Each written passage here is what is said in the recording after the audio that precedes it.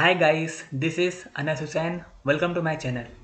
Guys, आज की हमारी पहली टर्म है लायबिलिटी। इसके पहले के लेक्चर्स में हम ऑलरेडी कुछ टर्म्स के बारे में पढ़ चुके हैं। ठीक है, आज की पहली टर्म है हमारी लायबिलिटी। तो आइए देखते हैं लायबिलिटी क्या होती है, क्या मतलब होता है लायबिलिटी का। Liability refers to some financial obligations, responsibilities that a businessman or a person has to settle or pay are known as liability, such as loan, credit purchases, etc. Liability क्या होती है? लाइबिलिटी एक तरह की financial obligations होती है, responsibilities होती है। ठीक है, जो कि एक बिजनेसमैन को या फिर पर्सन को जिसने भी वो लाइबिलिटी ली है उसको पे करनी होती है, उसको सेटल करनी होती है, उसको चुकानी होती है। ठीक है, उसे हम कहते हैं लाइबिलिटी। जैसे लोन, क्रेडिट परचेजेस एक्सेट्रा। ठीक है, कोई पर्सन है, ठीक है, अगर किसी पर्सन ने सपोज़ किसी बिजनेस से कुछ सामान उधार, कुछ सामान क्रेडिट में परचेस किया है, ठीक है, तो उस पर्सन के लिए वो क्या हो गई? लायबिलिटी क्रिएट हो गई। ठीक है, अब उसने सामान उधार लिया है तो ऐसा नहीं कि वो पैसा लेकर के सामान लेकर के बैठ जाएगा। ठीक है, उसको वो पैसा वापस भी तो करना है क्योंकि उसने उधार लिया है, तो एक टाइम पर उसको वो पैसा वापस भी करना है। तो ये क्या होगी? उसकी जिम्मेदारी होगी, उसकी फाइनेंशियल ऑब्लिगेशन होगी, उसकी एक तरह की रिस्पॉन्सिबिलिटी होगी कि उसको वो पैसा वापस करना है, उसको वो पैसा चुकाना है। ठीक है, उसी तरीके से अगर किसी बिज़नेस से सपोज़ अगर किसी बिज़नेस को लोन की ज़रूरत है तो वो जाएगा बैंक के पास। अब उसने बैंक से लोन लिया, ठीक है, अगर उसने बैंक से लोन लिया तो लोन क्या होगा? एक तरीके से उसकी लायबिलिटी क्रिएट हो गई। अब उस बिज़नेस को एक टाइम पे उसको लोन को वापस करना होगा। ठीक है, अगर उसने बैंक से लोन लिया है तो उसको एक टाइम आएगा जब उसको लोन वापस करना होगा। तो ये क्या होगी? उसकी एक तरीके से फाइनेंशियल ऑब्लिगेशन होगी, एक तरीके से उसकी रिस्पॉन्सिबिलिटी हो गई। ठीक है, उसकी जिम्मेदारी हो गई कि उसको वो लोन वापस करना है बैंक को।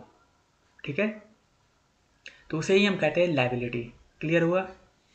अब लायबिलिटी भी दो तरह की होती है।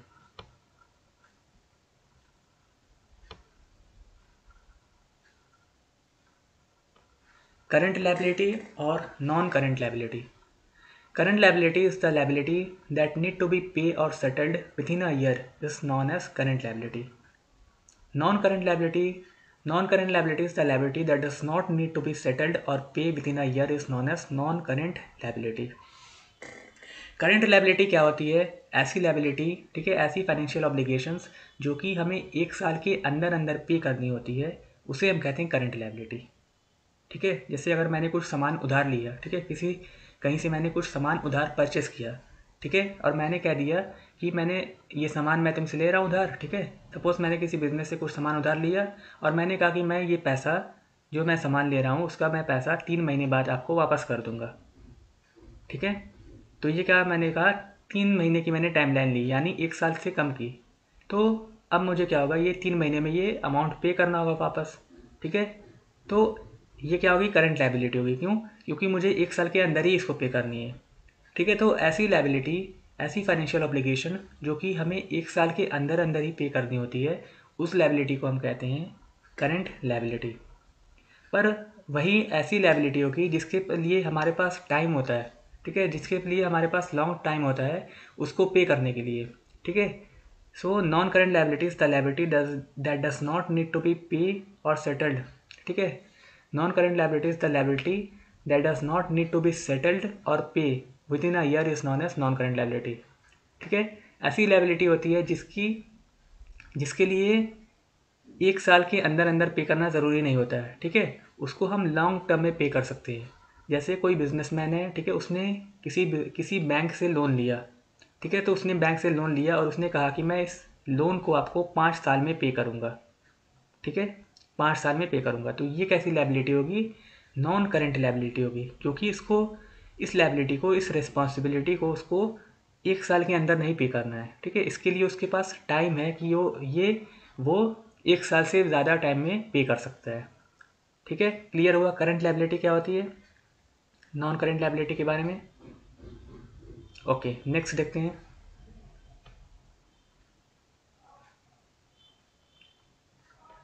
सन्ड्रे डेटर्स और डेटर्स। सन्ड्रे क्रेडिटर्स और क्रेडिटर्स, इसको एग्जाम्पल के साथ समझते हैं। ठीक है, जैसे कोई पर्सन है, ठीक है, कोई बिजनेस है ए। ठीक है, अब कोई पर्सन है, ठीक है, तो उस पर्सन ने क्या किया? उस बिज़नेस से कुछ उधार सामान खरीदा। ठीक है, उस पर्सन ने सपोज़ कुछ उधार सामान उस बिज़नेस से खरीदा। तो वो पर्सन उस बिज़नेस के लिए, ठीक है, उस बिज़नेस के लिए वो पर्सन क्या हो जाएगा, वो पर्सन को बिज़नेस को पैसा वापस करना होगा क्योंकि उसने उधार सामान खरीदा, तो उसको वो पैसा वापस तो करना होगा एक टाइम पे। तो उस बिज़नेस के लिए वो पर्सन क्या हो जाएगा, देनदार यानी डेटर। ठीक है, डेटर को हम कहते हैं हिंदी में देनदार। ठीक है, तो उस पर वो पर्सन, उस बिज़नेस के लिए वो पर्सन क्या हो जाएगा, डेप्टर। ठीक है, डेटर। ठीक है, डेटर या फिर सन्डे डेटर्स। ओके। पर वहीं पर उस पर्सन के लिए बिजनेस क्या होगा, उस बिजनेस के लिए, उस पर्सन के लिए बिजनेस हो जाएगा सन्ड्रे क्रेडिटर्स। ठीक है, यानी उसको बिजनेस को पैसा देना है।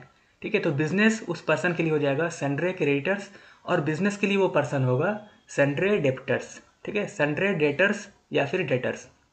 ओके, तो वही चीज़ यहाँ पर लिखी हुई है। Sundry debtors are those who takes money, goods and services from any business on credit, then they become the debtors for the business. ठीक है। On the other hand, when any business entity or a person takes money, goods and services from another on credit, then the business entity or a person become the creditor for those from which they takes money, goods and services. Clear हुआ सन्ड्रे debtors और creditors का concept?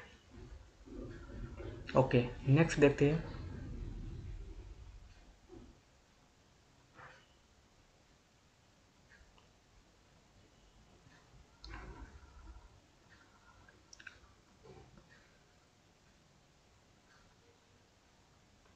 अब दो term बची हुई है, bad debts और bad debts recovered. Bad debts क्या होती हैं? Bad debts refers to the amount receivable which is now expected that the amount is not paid back by the debtors due to any reason are called bad debts. क्या हुआ मतलब इसका? अब suppose मेरा कोई बिज़नेस है, ठीक है, मेरा कोई बिज़नेस है और कोई पर्सन आया मेरे पास, ठीक है, उसने कहा कि भाई मुझे ये सामान दे दो और मैं इस सामान को उधार में, मुझे ये सामान उधार में दे दो और मैं इसका पैसा तुम्हें 3 महीने बाद पे कर दूंगा। ठीक है, मैंने कहा ठीक है भाई चलो ले लो। तो मैंने उसको सामान वापस दे दिया। ठीक है, मैंने सामान उसको दे दिया उधारी पे। अब कुछ दिन बाद क्या हुआ, मुझे पता चला लोगों से कि वो जो पर्सन था जिसने मुझसे उधार सामान लिया, वो एक फ्रॉड था। उसने बहुत से लोगों से ऐसे सामान लिया है और फिर उसको उनको पैसा वापस नहीं किया है। ठीक है, यानी वो फ्रॉड है, पैसा सामान ले लेता है और पैसा नहीं देता है, ठीक है, लेकर के भाग जाता है। तो अब मैं क्या करूँगा, मैं ये एक्सपेक्ट कर लूँगा कि मेरा भी पैसा नहीं मिलेगा मुझे, यानी जो मैंने उसको सामान दिया है वो पैसा मेरा डूब गया।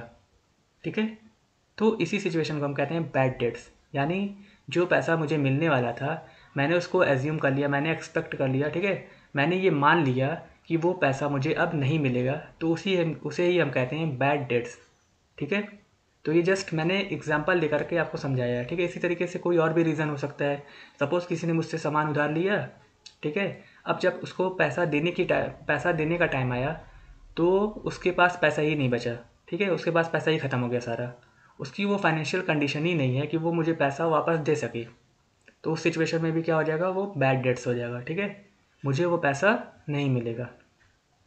ठीक है, पर वहीं पर जैसे मैंने एग्जांपल दिया कि मैंने एज्यूम कर लिया, ठीक है, जैसे मैंने किसी को सामान दिया, ठीक है, मैंने किसी को सामान उधार दे दिया, ठीक है, अब बाद में मुझे पता चला कि वो फ्रॉड है।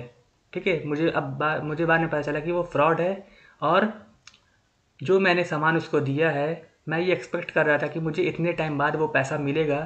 ठीक है, पर लोगों से मुझे पता चला कि वो एक फ्रॉड है, वो पैसा नहीं देता है, वो पैसा लोगों को लेकर के भाग जाता है। ठीक है, तो अब मैं क्या एज्यूम कर लूँगा कि वो एक तरीके से मेरा पैसा डूब गया। ठीक है, मुझे जो पैसा मिलने वाला था वो मुझे पैसा नहीं मिलेगा। पर एट द एंड क्या हुआ, जब पैसा देने का टाइम आया, ठीक है, पैसा देने का टाइम आया, वो पैसा मुझे मिल गया।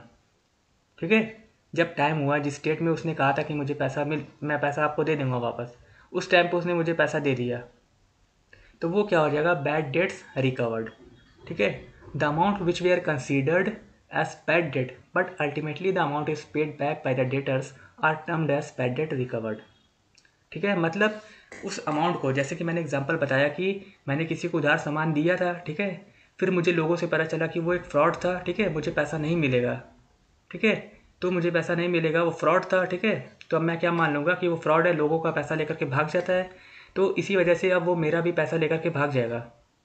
ठीक है, मुझे जो पैसा मिलना था वो मुझे नहीं मिलेगा। ठीक है, तो मैंने क्या अज्यूम कर लिया था कि वो मेरा बैड डेट्स हो गया, यानी मेरा पैसा डूब गया। बट अल्टीमेटली क्या हुआ, जब टाइम हुआ पैसा देने का तो उसने मुझे पैसा पे कर दिया। ठीक है, मैंने मान लिया था कि वो मेरा पैसा डूब गया, यानी मैंने उसे बैड डेट्स मान लिया था, बैड डेट्स कंसीडर कर लिया था।